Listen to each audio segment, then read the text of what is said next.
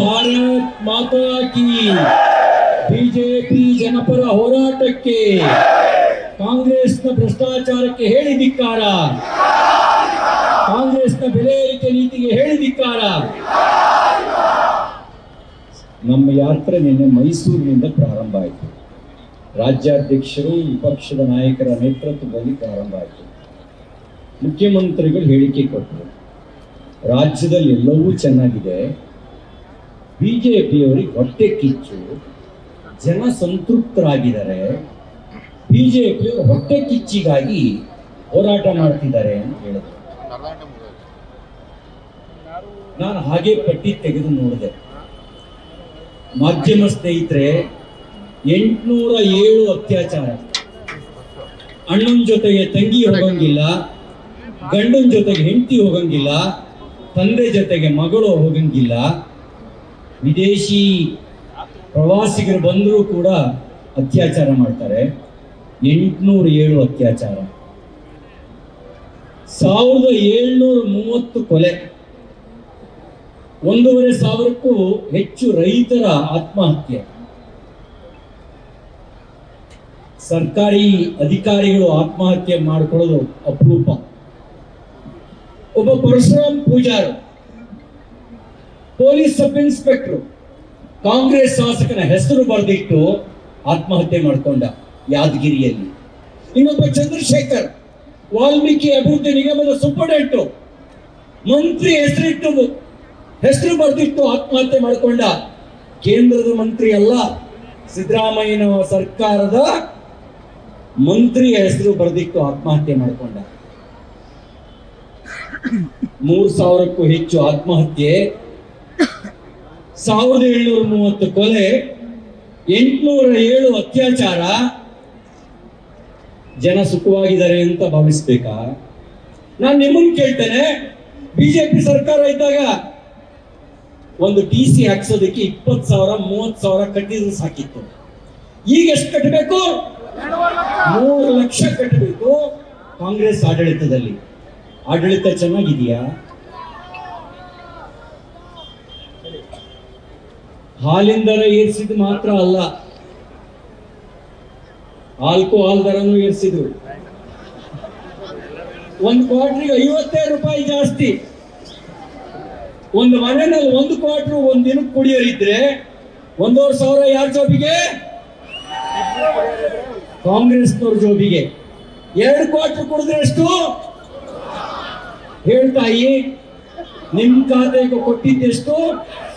ನಿಮ್ ಗಂಡನ ಜೋಬಿಗೆ ಕೈ ಹಾಕಿ ಕಿತ್ತಿದ್ದೆಷ್ಟು?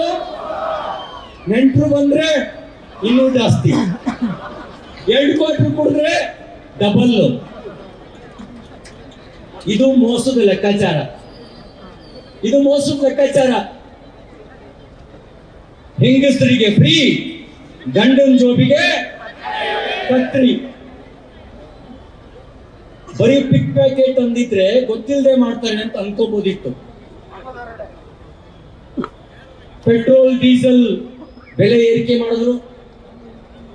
20 ರೂಪಾಯಿ ಸ್ಟಾಂಪ್ ಪೇಪರ್ ನಡೆಯುತ್ತಾ ಈಗ? ಎಷ್ಟು ಕೊಡಬೇಕು? ಇದಕ್ಕಿಂತ ಮನೆ ಆರ್ಡರ್ ಬೇಕಾ? ವಾಹನ ತಗೊಂಡ್ರೆ ಮುಂಚೆ ಎಷ್ಟು ಕಟ್ತಿದ್ರಿ ಅದು 1.5 ಪಟ್ಟು ಕಟ್ಟಬೇಕು. ನೀವೊಂದು ಸೈಟ್ ತಗೊಳಂಗಿಲ್ಲ. ಸೈಟ್ ತಗೊಳ್ಳೋದು ಅರ್ಧ ಭಾಗ ದುಡ್ಡನ್ನ ರಿಜಿಸ್ಟ್ರೇಷನ್ಗೆ ಕಟ್ಟಬೇಕು. ಅಷ್ಟು ಮಾತ್ರ ಅಲ್ಲವಾ, ಈ ಒಂದು ಅಬ್ಕಾರಿ ಟ್ಯಾಕ್ಸ್ ಅಂತ ಶುರು ಮಾಡಿಕೊಂಡವ್ರೆ. ಎಲ್ಲ ಎಣ್ಣೆ ಅಂಗಡಿಯವರು ಕಲೆಕ್ಷನ್ ಮಾಡಿ ಕೊಡ್ಬೇಕು. ಒಂದು NOC ತಗೊಳಕ್ಕೆ, ಪ್ಲಾನ್ ಸ್ಯಾಂಕ್ಷನ್ಗೆ ಅದಕ್ಕೂ ರೊಕ್ಕ ಕೊಡ್ಬೇಕು. ಚೇಂಜ್ ಆಫ್ ಯೂಸ್ಗೆ ಅದಕ್ಕೂ ರೊಕ್ಕ ಕೊಡಬೇಕು. ಕಸದ ಮೇಲೂ ಟ್ಯಾಕ್ಸ್, ಬರ್ತ್ ಸರ್ಟಿಫಿಕೇಟ್ಗೂ ಡಬಲ್ಲು, ಡೆತ್ ಸರ್ಟಿಫಿಕೇಟ್ಗೂ ಡಬಲ್ಲು, ಗಾಯ ಆದ್ರೆ ಉಂಡೆಡ್ ಸರ್ಟಿಫಿಕೇಟ್ಗೂ ಡಬಲ್ಲು. ಇದನ್ನ ಪಿಕ್ ಪ್ಯಾಕೆಟ್ ಅಂತೀರೋ ಹಗಲು ದರೋಡೆ ಅಂತೀರೋ? ಚಂಬಲ್ ಕಣಿವೆ ಡಕಾಯಿತರು ರಾತ್ರಿ ಬರ್ತಿದ್ರು ದರೋಡೆ ಮಾಡೋಕೆ. ಈ ಕಾಂಗ್ರೆಸ್ ಕಳ್ಳರು ಹಗಲೇ ದರೋಡೆ ಮಾಡ್ತಾ ಇದ್ದಾರೆ, ಹಗಲು ದರೋಡೆ ಮಾಡ್ತಾ ಇದ್ದಾರೆ. ಈಗ ಸಿದ್ದರಾಮಯ್ಯನವರೇ, ಪ್ರೀತಮ್ ಗೌಡ್ರೆ, ಎಲ್ಲ ಚೆನ್ನಾಗಿದೆಯಾ? ಎಲ್ಲ ಆಡಳಿತ ಚೆನ್ನಾಗಿದೆಯಾ? ನಾನು ನಿಮ್ಮನ್ನು ಕೇಳಕ್ ಬಂದಿದ್ದೀನಿ, ಈ ಕಾಂಗ್ರೆಸ್ ಆಡಳಿತದಲ್ಲಿ ಎಲ್ಲ ಚೆನ್ನಾಗಿದೆಯಾ?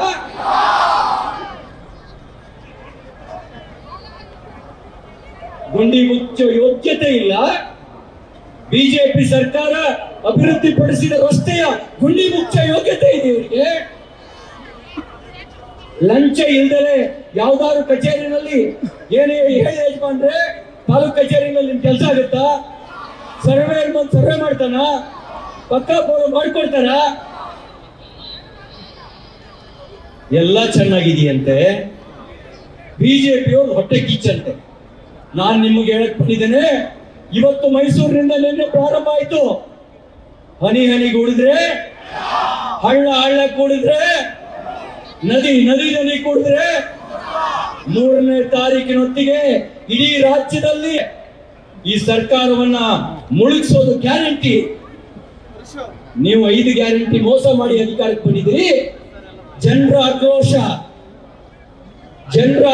ಅಷ್ಟು ಮಾತ್ರ ಅಲ್ಲಣ್ಣ, ಒಂದ್ ಕಣ್ಣಿಗೆ ಬೆಣ್ಣೆ, SC ST ಕಣ್ಣಿಗೆ ಸುಣ್ಣ, ಸಾಬ್ರ ಕಣ್ಣಿಗೆ ಮುಲ್ಲಾಗಳಿಗೆ ಬೆಣ್ಣೆ, SC ST ಸುಣ್ಣ. SC ST ಓಟ್ ಮಾತ್ರ ಬೇಕು. ಅಂಬೇಡ್ಕರ್ ತೋರ್ಸೋದಕ್ಕೆ ಕೊಡೋದೆಲ್ಲ ಮುಲ್ಲಾಗಳಿಗೆ. ಅಂಬೇಡ್ಕರ್ ಹೇಳಿದ್ರು, ಇಂಥ ಮನೆ ಹಾಳು ಕೆಲಸ ಮಾಡಬೇಡಿ, ಮತೀಯ ಆಧಾರಿತ ಮೀಸಲಾತಿ ಕೊಡಬೇಡಿ. ಯಾರು ಹೇಳಿದ್ದು? ಅಂಬೇಡ್ಕರ್ ಮಾತಿಗೆ ವಿರುದ್ಧವಾಗಿ ಗುತ್ತಿಗೆಯಲ್ಲಿ ಮೀಸಲಾತಿ ಕೊಟ್ಟರೆ ಮನೆ ಹಾಳು ಯಾರು? ಅದಕ್ಕೆ ನಾನು ನಿಮ್ಮ ಹತ್ರ ವಿನಂತಿ ಮಾಡ್ತೇನೆ, ಈ ಕಾಂಗ್ರೆಸ್ ಕಷ್ಟ ಸರ್ಕಾರವನ್ನು ಕಿತ್ತು ಒಗೆಯವರೆಗೂ ಹೋರಾಟ ಮುಂದುವರಿಸ್ತೀರಾ ಇಲ್ವಾ? ಹೋರಾಟ ಮುಂದುವರಿಸ್ತೀರಿ ಅನ್ನೋ ಮುಷ್ಟಿಕಟ್ಟು ಹೇಳಿ, ಜೋರಾಗಿ ಹೇಳಿ, ಭಾರತ್ ಮಾತಾ ಕಿ. ಜನವಿರೋಧಿ ಕಾಂಗ್ರೆಸ್ ಸರ್ಕಾರಕ್ಕೆ,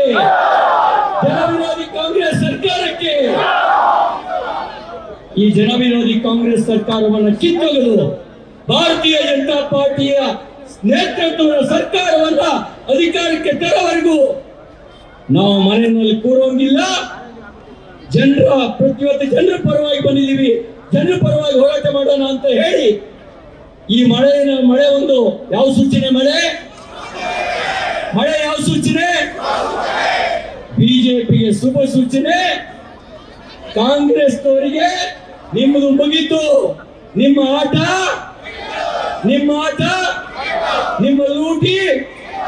ನಿಮ್ಮ ಲೂಟಿನೂ ಮುಗಿತು, ನಿಮ್ಮ ಆಟನೂ ಮುಗಿತು. ಮುಂದೆ ಏನಿದ್ರು ಯಾರವ?